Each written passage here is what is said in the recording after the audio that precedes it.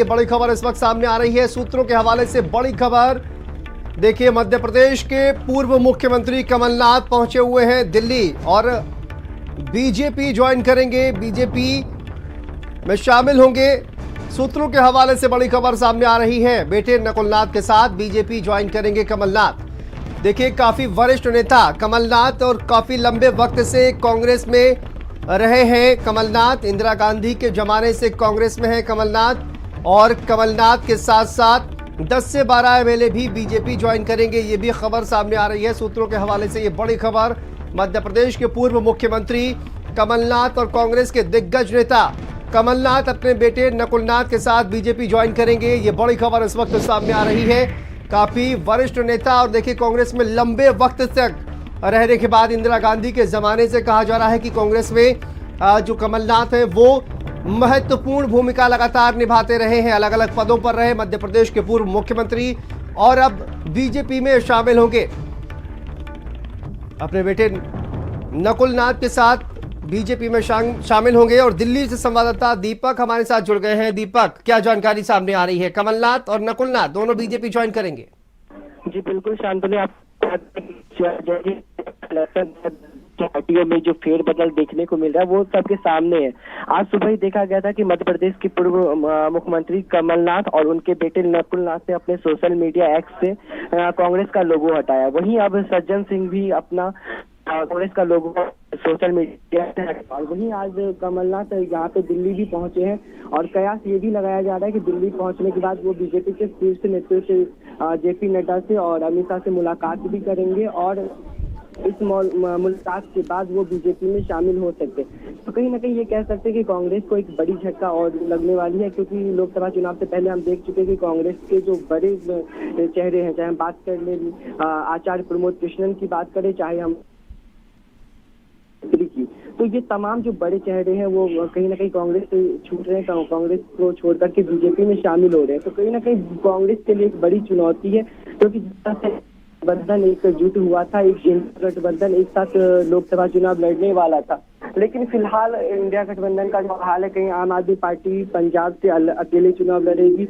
वहीं दिल्ली की बात करें तो दिल्ली के 6 सीटों पे भी आम आदमी पार्टी चुनाव लड़ने का ऐलान कर चुकी है।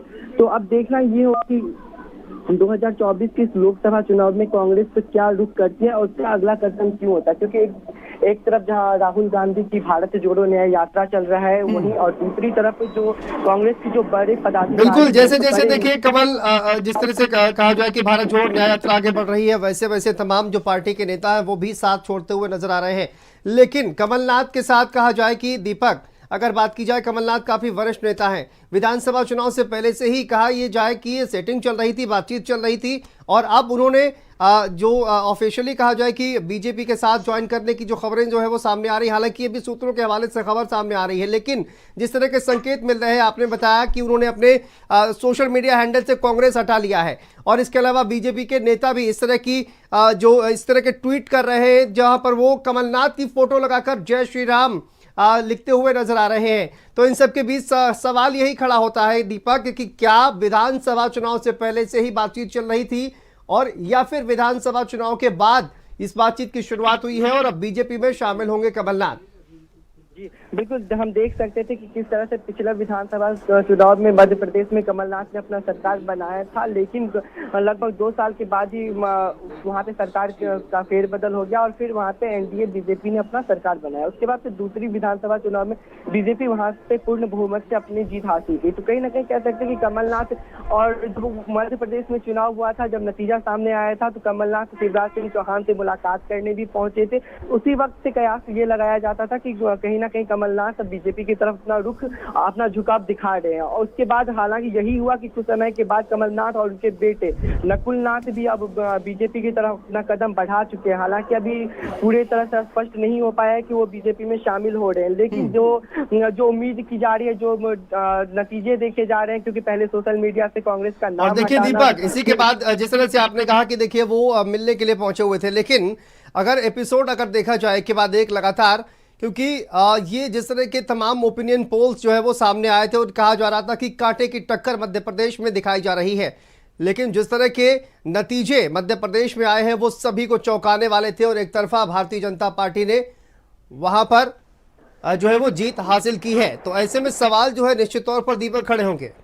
जी, वही जो मध्य प्रदेश का जो चुनाव था वो देखा गया था। जो उम्मीद की जा रही थी कि मध्य प्रदेश में जिस तरह पिछली बार कांग्रेस ने वहां पे जीत हासिल की थी, हालांकि 2.5 साल के बाद वो सरकार की, तो उम्मीद ये की जा रही थी कि जो टक्कर वाला जो चुनाव है कमलनाथ वर्सेस शिवराज सिंह चौहान का हुआ था। हालांकि जो रिजल्ट सामने आया वो सिर्फ एक तरफा बीजेपी का चुनाव था, और उसी के चुनाव के बाद अब देखा जा रहा है कि कमलनाथ। चलिए दीपक, इस खबर पर आप नजर बना के रखिए, आपसे अपडेट जो है वो लगातार लेते रहेंगे। फिलहाल बहुत बहुत शुक्रिया।